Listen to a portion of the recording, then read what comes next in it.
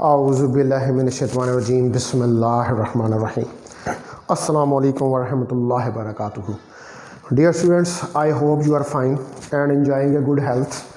तो आज जो है वो हमारा लेक्चर नंबर 34 है, M2 फिज़िक्स सेकेंड ईयर, और चैप्टर नंबर 17 जो है हमने उसको स्टार्ट किया हुआ है। और चैप्टर नंबर 17 के अंदर लास्ट टाइम जो है वो हमने elastic constants of modulus, elasticity से सारे स्टडी किए थे, जिसमें हमने शेयर मॉडुलस, बल्क मॉडुलस और यंग मॉडुलस, ये सारे इनको डिटेल के साथ स्टडी किया था। आज हमने देखना है stress strain curve. Stress and strain curve. जो स्ट्रेस स्ट्रेन कर्व है इसको आज हमने स्टडी करके जो है वो देखना है।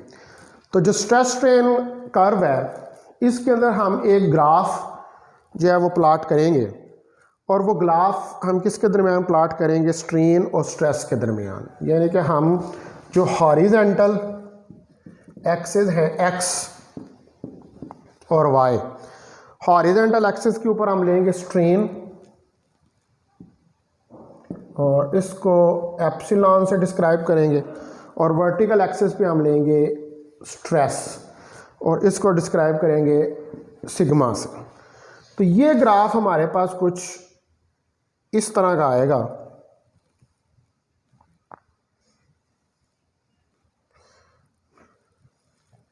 कुछ इस तरह का ग्राफ जो है ये हमारे पास बनेगा। ठीक है, यहाँ से लेकर यहाँ तक इस पॉइंट को ए कह देते हैं, इसको ओ कह देते हैं। ठीक है जी, और इसके बाद ये पॉइंट जो है इसको बी कह देते हैं, इसको सी कह देते हैं और इसको डी कह देते हैं। यहाँ पे हमारे पास जो स्ट्रेस है वो सिग्मा एफ है, सी के ऊपर जो स्ट्रेस है हमारे पास वो सिग्मा एम है, बी के ऊपर जो है हमारे पास स्ट्रेस उसको हम कहेंगे कि वो हमारे पास सिग्मा 2 है, या इसको हम नाम दे देते हैं बी के ऊपर जो है इसको सिग्मा 02 का नाम दे देते हैं, और जो 0 से ए तक इस पॉइंट ए के ऊपर आ रहा है इसको हम नाम देते हैं सिग्मा पी का। ठीक है, ये सारे स्ट्रेस जो हैं इस कर्व के ऊपर हमारे पास आ रही हैं। अब ये हमारे पास जो है ये कर्व ड्रा हुआ है। ठीक है, ये हमने क्या किया? स्ट्रेस और स्ट्रेन के दरमियान एक कर्व ड्रा किया। ये क्या है? ये टेंसाइल। ठीक है, ये कौन सा स्ट्रेस और स्ट्रेन है? ये टेंसाइल। ये टेंसाइल स्ट्रेस एंड स्ट्रेन है, यानी कि जो लेंथ के अंदर चेंज आ रही है इसको डिस्क्राइब कर रहा है। अब हमारे पास क्या है कि यहाँ पर एक वायर है जिसको हमने क्या किया? एक्सटेंड किया है। एक वायर है उसको खींचा है। ये हमारे पास एक वायर है, इसके ऊपर हमने स्ट्रेस लगाया तो इसमें स्ट्रेन पैदा हुआ। स्ट्रेन का मतलब है टेंसाइल स्ट्रेन, यानी कि इसकी लेंथ जो है वो बढ़ना शुरू होगी जब आप इसके ऊपर स्ट्रेस लगाया। तो आपने क्या किया कि डीफॉर्मेशन, इसके अंदर डीफॉर्मेशन जो है वो क्रिएट की है। तो हमारे पास जो स्ट्रेस जनरेट हुआ है वायर के अंदर उसने डीफॉर्मेशन क्रिएट की है, और हमने कॉन्टीन्यूसली एक इलेक्ट्रिकल डिवाइस से जो फिटेड है मैकेनिकल टेस्टिंग मशीन के साथ, उस डिवाइस से हमने जो है जो इसकी लॉन्गेशन है, यानी कि इसकी लंबाई में जो इजाफा आ रहा है, ठीक है, उसको उस मशीन के ज़रिए उसका एक ग्राफ, वो जो ऑटोमेटिक मशीन लगी हुई है उसके ज़रिए एक ग्राफ जो है एक्स वाई चार्ट रिकॉर्डर की मदद से, ठीक है, वो ग्राफ जो है उसको प्लाट किया। तो जो टिपिकल स्ट्रेस स्ट्रेन कर्व है डक्टाइल मटेरियल के, कौन सा? डक्टाइल। ठीक है, डक्टाइल मटेरियल, डक्टाइल मटेरियल। ठीक है, ये जो डक्टाइल मटेरियल है इसके लिए ये स्ट्रेस स्ट्रेन कर्व जो है वो प्लॉट किया गया। ठीक है, डक्टाइल मटेरियल, यानी कि डक्टाइल मटेरियल ऐसा मटेरियल होता है कि जो वापस अपनी जो असल हालत है उसमें नहीं आ सकता, ठीक है। और वो यानी कि जब एक खास स्ट्रेस उसके ऊपर अप्लाई कर देते हैं तो उसके बाद वो ब्रेकअप हो जाता है, यानी कि वो टूट जाता है। मिसाल के तौर पर ये वायर है, इसको आप खींच रहे हैं खींचते खींचते आपने इतना इसके ऊपर फोर्स लगा दी कि ये वायर दरमियान से टूट ही गई। तो ऐसे मटेरियल्स कि जो दोबारा अपनी असल हालत में वापस ना आए, कि जब उनके ऊपर से आप स्ट्रेस को रिमूव करें, तो इस किस्म के मटेरियल्स जो होते हैं इनको हम डक्टाइल मटेरियल्स का नाम देते हैं। अच्छा, अब हमने जो है ये 1 बाई 1 करके इसके अंदर ये सारे जो पॉइंट्स हैं ना, ये ABCD, ये सारे स्टडी करने हैं कि एक्चुअली ये हमें क्या बता रहे हैं। तो पहले नंबर पे आप देखें कि हमारे पास जो पॉइंट A है, ठीक है, ये पॉइंट OA रीजन जो है, ठीक है, OA, इसको कहते हैं प्रोपोर्शनल लिमिट। ये कि हमारे पास प्रोपोर्शनल लिमिट है सिग्मा P। तो जो हमारे पास इनिशियल स्ट्रेस है, जब हम इसको इंक्रीज करते हैं तो आप देखें यहां से यहां तक, O से A तक जाते हुए, OA जो है इसमें लीनियर, जितना आप स्ट्रेस बढ़ा रहे हैं उतना ही स्ट्रेन जो है वो इंक्रीज हो रहा है। यानी कि इस पॉइंट A तक, यहाँ O से लेकर A तक आप जितना स्ट्रेस बढ़ा रहे हैं, ये जितना स्ट्रेस ऊपर जा रहा है उतना स्ट्रेन भी बन रहा है, ये इंक्रीज कर रहा है। तो इसमें प्रोपोर्शनल लिमिट है, यानी कि sigma stress is directly proportional to epsilon, ठीक है। ये क्या प्रोपोर्शनैलिटी, जितना आप सिग्मा बढ़ा रहे हैं उतना ही एप्सिलॉन, जितना स्ट्रेस बढ़ा रहे हैं उतना ही स्ट्रेन भी जो है वो बढ़ रहा है। तो ये लिमिट जो होती है इसको हम क्या कहते हैं, this is known as proportional limit sigma P। इसको हम क्या कहते हैं, इसको हम प्रोपोर्शनल लिमिट सिग्मा P का नाम देते हैं। कि यानी कि पॉइंट O से लेकर A तक हमारे पास जो है वो लीनियर इंक्रीज है, जितना आप स्ट्रेस बढ़ा रहे हैं उतना ही स्ट्रेन भी जो है वो बन रहा है, ठीक है। तो इसका मतलब है कि इसको हम डिफाइन कर सकते हैं कि the greatest stress that a material can endure without losing straight line proportionality between stress and strain.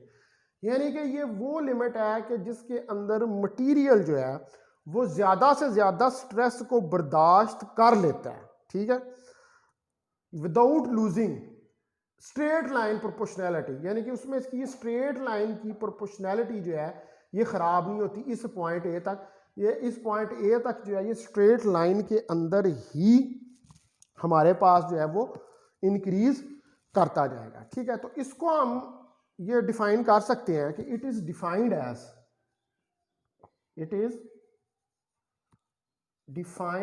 As the greatest stress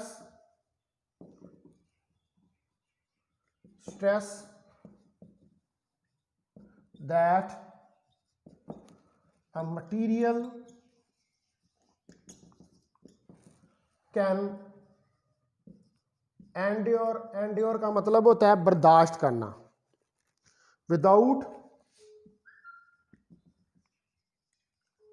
without losing linear proportionality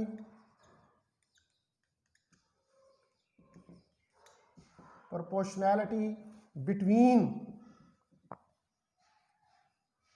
stress and strain,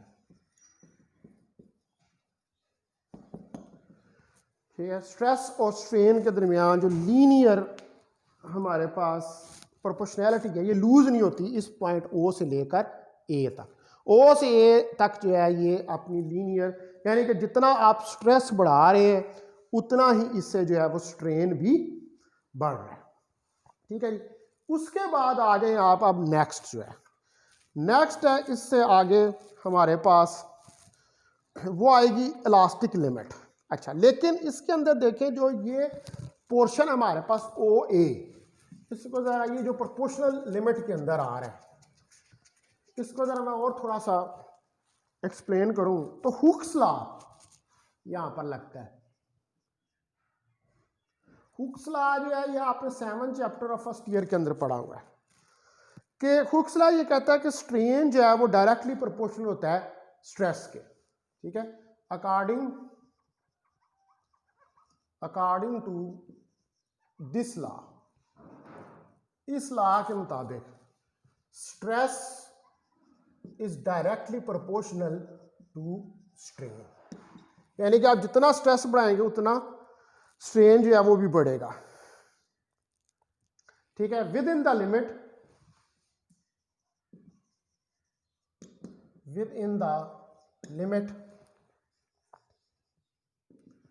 which lies in region OA, इस reason के अंदर, यानी कि यहां पे Hooke's law ओबे हो रहा है। रीजन OA के अंदर हुक्स लॉ ओबे हो रहा है कि जितना आप स्ट्रेस बढ़ाएंगे उतना ही स्ट्रेन भी बढ़ेगा। ठीक है, अब इससे आगे हमारे पास अब ए से बी, अब आप मूव करते हैं ए से बी। ठीक है, तो ए से बी को जब मूव करेंगे तो हमारे पास आएगी इलास्टिक लिमिट।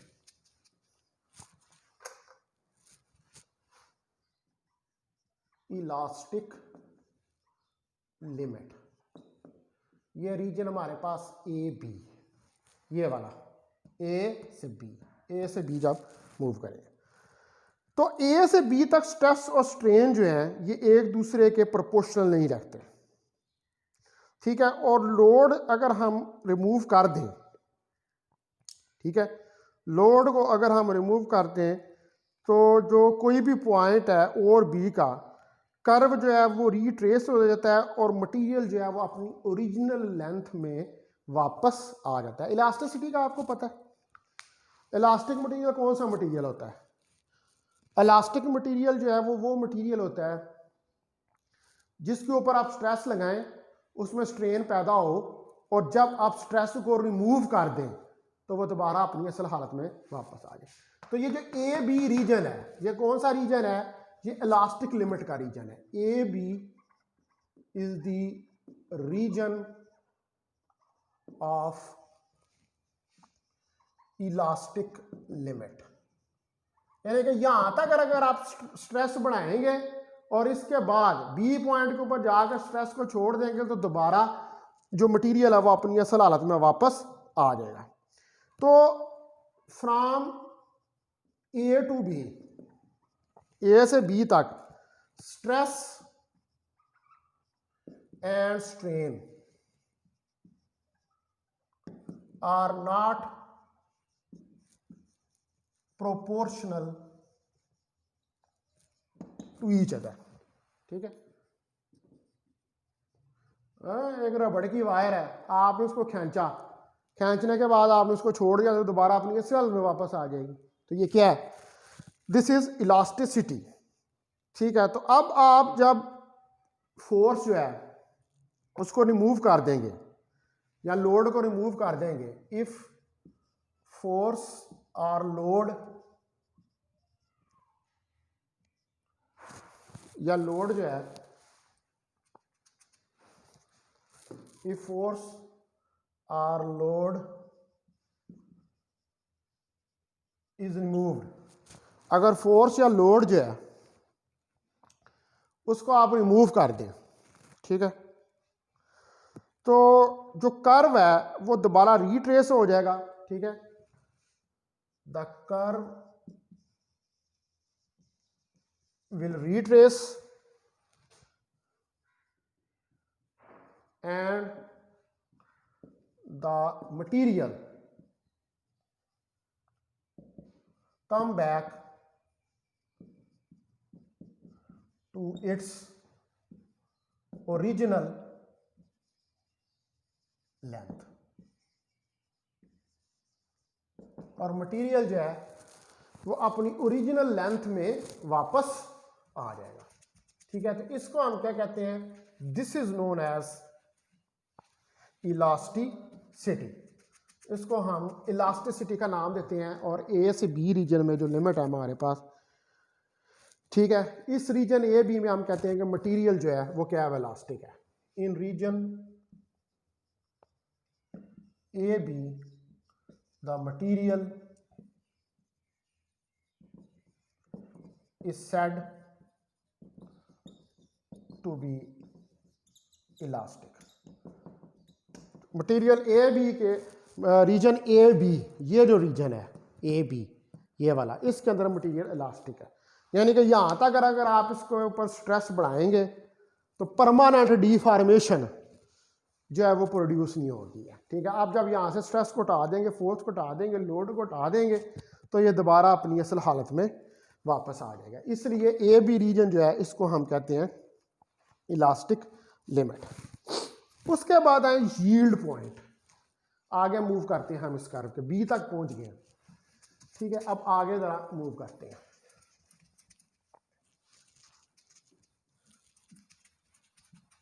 तो आप देखें कि हमारे पास यील्ड पॉइंट,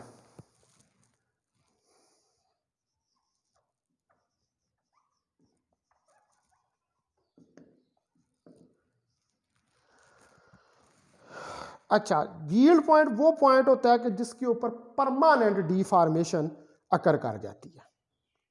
परमानेंट डिफॉर्मेशन यानी कि उस पॉइंट के बाद अगर आप स्ट्रेस को हटा भी दें तो तब भी चीज़ जो है, मटेरियल जो है वो अपनी असल हालत में वापस नहीं आता। तो इसको हम कहते हैं परमानेंट डिफॉर्मेशन। ठीक है, तो वो point, the point on stress strain curve, वो पॉइंट स्ट्रेस स्ट्रेन कर्व के ऊपर, ठीक है, ये जो हमारे पास स्ट्रेस स्ट्रेन कर्व है, beyond which permanent deformation occurs. यानी कि वो पॉइंट के जिसके बाद परमानेंट डिफॉर्मेशन जो है वो अकर करे, तो उसको हम क्या कहते हैं, इज नोन एज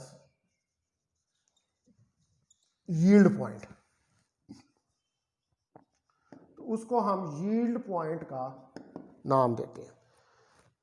ठीक है, तो जो पॉइंट बी है कर्व के ऊपर, ये वाला पॉइंट, इसके बाद अगर हम मजीद स्ट्रेस बढ़ाएंगे, फिर स्ट्रेस को खत्म करेंगे, तो इस पॉइंट के बाद जो स्ट्रेस बढ़ा हुआ उसके बाद वो दोबारा मटेरियल अपनी असली हालत में वापस नहीं आएगा। उसके अंदर परमानेंट डिफॉर्मेशन जो है वो अकर कर जाएगी। तो जो पॉइंट बी है, the point be on the curve is a yield point. ये जो पॉइंट बी है कर्व के ऊपर, ये क्या है, ये एक यील्ड पॉइंट है। यानी कि इस पॉइंट बी के बाद, ठीक है, इस पॉइंट बी के बाद अगर आप ज्यादा स्ट्रेस बढ़ाएंगे और फिर स्ट्रेस को रिमूव करेंगे, तो वो जो शक्ल बदल गई हुई है वो फिर बदली ही रहेगी, वो दोबारा अपनी ओरिजिनल हालत में वापस नहीं आएगा। तो वो पॉइंट के जिसके ऊपर परमानेंट डिफॉर्मेशन, वो पॉइंट जिसके बाद परमानेंट डिफॉर्मेशन अकर कर जाए, उस पॉइंट को हम क्या कहते हैं, उस पॉइंट को हम नाम देते हैं यील्ड पॉइंट का। तो जो वैल्यू है स्ट्रेस की एट पॉइंट बी, इसको हम कहते हैं इलास्टिक लिमिट। ठीक है, sigma E.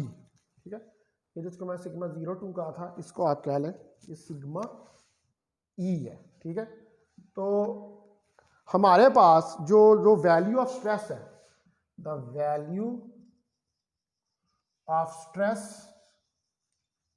Eight point B is known as elastic limit, sigma E. तो इसको हम इलास्टिक लिमिट सिग्मा ई का नाम देते हैं। ठीक है जी, उसके बाद आए अब आप इससे नेक्स्ट पॉइंट के ऊपर, जिसको हम कहते हैं प्लास्टिसिटी। प्लास्टिसिटी होती है जब परमानेंट डिफॉर्मेशन अकर कर जाए। बी पॉइंट के बाद अगर आप स्ट्रेस बढ़ाएंगे तो फिर परमानेंट डिफॉर्मेशन ही हमारे पास आएगी। प्लास्टिसिटी, जिस तरह इलास्टिसिटी है इसी तरह प्लास्टिसिटी है। इलास्टिसिटी के अंदर परमानेंट डिफॉर्मेशन नहीं होती, प्लास्टिसिटी के अंदर परमानेंट डिफॉर्मेशन होती है। अगर आपका स्ट्रेस जो है वो इंक्रीज करे बियॉन्ड द यील्ड स्ट्रेस, यानी कि यील्ड पॉइंट से आगे चला जाए या इलास्टिक लिमिट से आगे चला जाए मटेरियल के, तो जो अब आपका स्पेसिमेन या मटेरियल होता है इट बिकम परमानेंटली चेंज्ड, यानी कि उसके अंदर परमानेंट डिफॉर्मेशन आ जाती है। And does not recover its original shape, और वो अपनी ओरिजिनल शेप को फिर दोबारा हासिल नहीं कर पाता, वो मुकम्मल तौर पर जो है उसकी नई शक्ल जो है वो बन जाती है, उसके अंदर परमानेंट डिफॉर्मेशन आ जाती है। और जो हमारे पास इसकी डिमेंशन है स्ट्रेस की, उसको चाहे आप रिमूव भी कर दें, यानी कि स्ट्रेस को आप रिमूव भी कर दें तो उसके बाद भी उसकी शक्ल जो है वो बदली ही रहेगी, वो दोबारा अपनी ओरिजिनल शक्ल को वापस नहीं आ सकेगा। तो वो प्रोसेस कि जिसके अंदर यानी कि इस बी पॉइंट से आगे जब आप जाएंगे स्ट्रेस बढ़ाएंगे स्ट्रेन पैदा होगा, तो स्ट्रेन जो होगा अब इसके अंदर परमानेंट होगा, फिर ये दोबारा अपनी असल हालत में वापस नहीं आएगा, इवन कि आप स्ट्रेस को रिमूव भी कर दें। तो वो ये रीजन जो है जो बी टू सी है, ये वाला रीजन, ये रीजन जो बी टू सी जा रहा है ये क्या है, ये प्लास्टिसिटी का रीजन है। ठीक है जी। तो if the stress is increased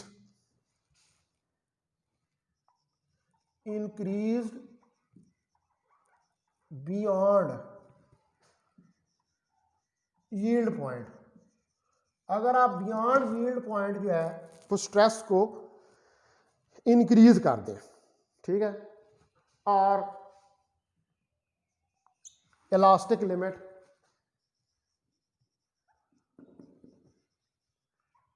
of material, ठीक है, इसके बियॉन्ड जो है वो आप इंक्रीज करें, तो जो हमारे पास स्पेसिमेन है या हमारे पास जो ऑब्जेक्ट है, द स्पेसिमेन और ऑब्जेक्ट इज परमानेंटली चेंज्ड, वो परमानेंटली जो है वो चेंज है वो हो जाएगा, and does not recover its original shape, and does not recover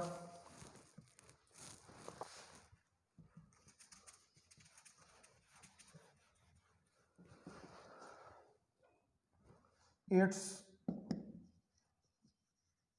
original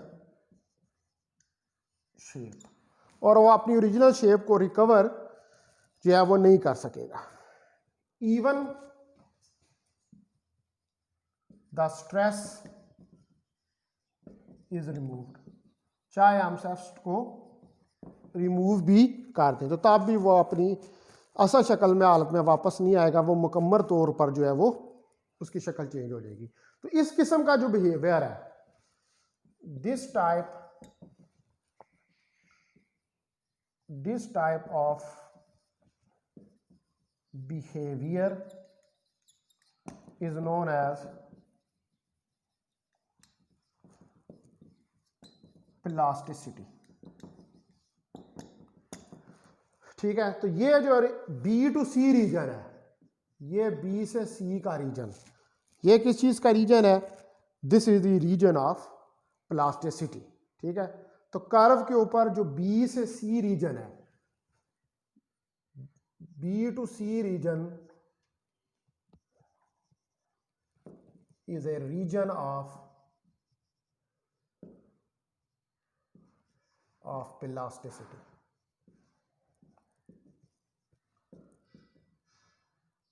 तो ये हमारे पास प्लास्टिसिटी का रीजन है, बी से सी, ये कर्व के अंदर ये बी से सी, इस ये वाला रीजन हमारे पास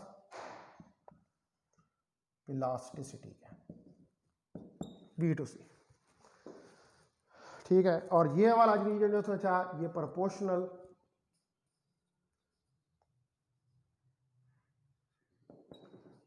लिमिट थी, और जो ये ए से बी का लिमिट था ये इलास्टिक लिमिट थी, ठीक है। अब आप आए नेक्स्ट, अब इस पॉइंट सी से भी हम आगे जो है जाते हैं, तो इसको हम कहते हैं यूटीएस, अल्टीमेट टेंसाइल स्ट्रेस, ठीक है, UTS.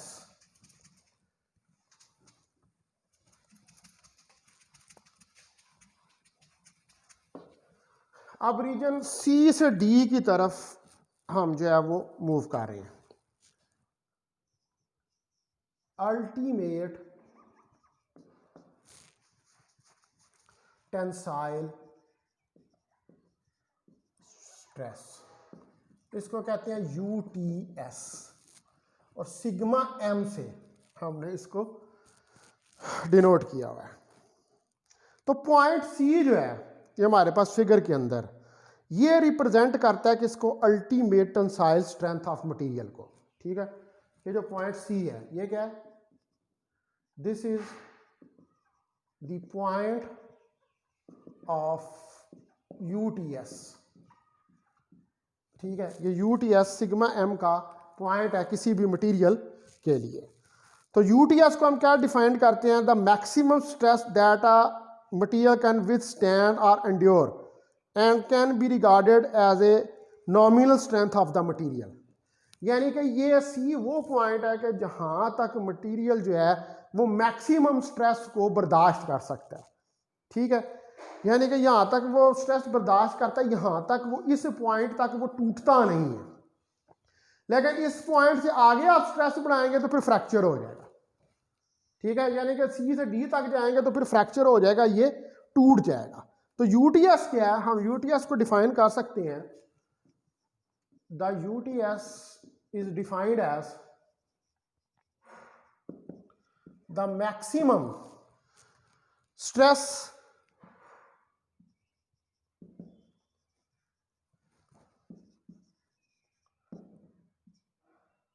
the maximum strength which the material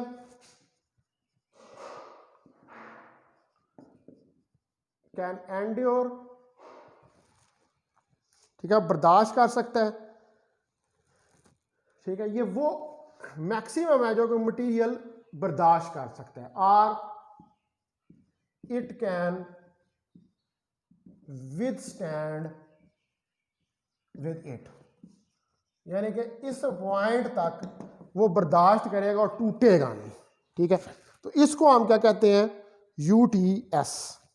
तो पॉइंट सी जो है ये पॉइंट किसको डिस्क्राइब कर रहा है, ये point UTS, ultimate style tensile strength को डिस्क्राइब कर रहा है। अब इससे आगे, अब सी से आगे मूव करें तो हमारे पास आता है डी पॉइंट। ये जो डी पॉइंट है इसको कहते हैं फ्रैक्चर, फ्रैक्चर स्ट्रेस, इसको सिग्मा एफ से डिस्क्राइब करते हैं। यानी कि सी से मूव करके आप डी पे आ गए, तो जब पॉइंट सी जो कॉरस्पॉन्ड कर रहा है यूटीएस को, इसको हम क्रॉस करते हैं तो the material breaks at point D, ठीक है। जब हम सी को क्रॉस करते हैं, when we cross C the material will break at point D। तो मटेरियल जो है वो पॉइंट डी के ऊपर आके, ये जो पॉइंट है इस पर आके ब्रेक हो जाएगा, टूट जाएगा। यानी कि अब वो यूटीएस तक तो वो बर्दाश्त कर रहा था स्ट्रेस को, लेकिन इससे आगे जाएंगे तो वो बर्दाश्त नहीं कर पाएगा, मटेरियल ब्रेक हो जाएगा पॉइंट डी के ऊपर, और इसको हम कहते हैं and known as fracture stress. Fracture stress mean टूट जाना, हड्डी का फ्रैक्चर नहीं हो जाता, वो टूट गया, यहां पर आकर मटेरियल जो है वो अब टूट गया। तो ये हमारे पास आप देखें कि ये पूरा कर्व जो है वो हमने डिस्कस कर लिया। 0 से ए तक प्रोपोर्शनल लिमिट है, ए से बी तक इलास्टिक लिमिट है, बी से सी तक हमारे पास यील्ड पॉइंट है, ठीक है। सी के ऊपर हमारे पास यूटीएस है, सी से आगे डी तक जाएंगे तो हमारे पास फ्रैक्चर स्ट्रेस है, ठीक हो गया। अब इस पूरी डिस्कशन के नतीजे में हमारे पास जो है वो आप देखें तो दो किस्म के मटेरियल जो हैं वो आते हैं, ठीक है। एक को हम कहते हैं डक्टाइल, ये जो भी हमने डिस्कस किया है, डक्टाइल मटेरियल, ऐसा मटेरियल कि जो जिसके अंदर प्लास्टिक डिफॉर्मेशन हो अनटिल के वो ब्रेक नहीं हो जाता, ठीक है। Those substances which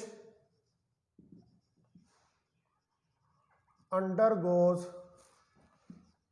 plastic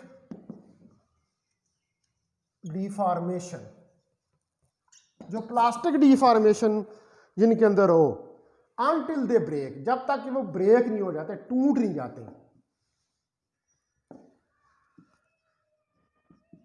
are known as ductile materials। तो इनको हम डक्टाइल मटेरियल्स का नाम देते हैं, जैसे लेड, कॉपर और आयरन है। ये जो है, ये जब आप इनको चेंज करेंगे तो ये दोबारा आप इलास्टिसिटी नहीं होती है इनके अंदर, ये डक्टाइल होते हैं, इनके अंदर जब भी चेंज आएगी वो परमानेंट चेंज आएगी। उसके बाद आते हैं ब्रिटल। ब्रिटल सब्सटेंसेस या मटेरियल्स, तो ब्रिटल जो है which break just after elastic limit, those substances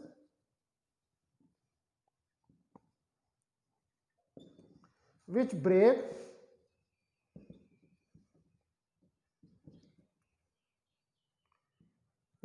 just after elastic limit, यानी कि जो इलास्टिक लिमिट के फौरन बाद टूट जाते हैं, ठीक है। यानी कि जो पॉइंट सी था हमारा कर्व के ऊपर, उसके बाद डी तक जाने पर वो टूट जाते हैं, तो इसको वो क्या होता है, फ्रैक्चर स्ट्रेस होता है, ठीक है। फौरन इलास्टिक लिमिट के बाद जो टूट जाते हैं is reached are known as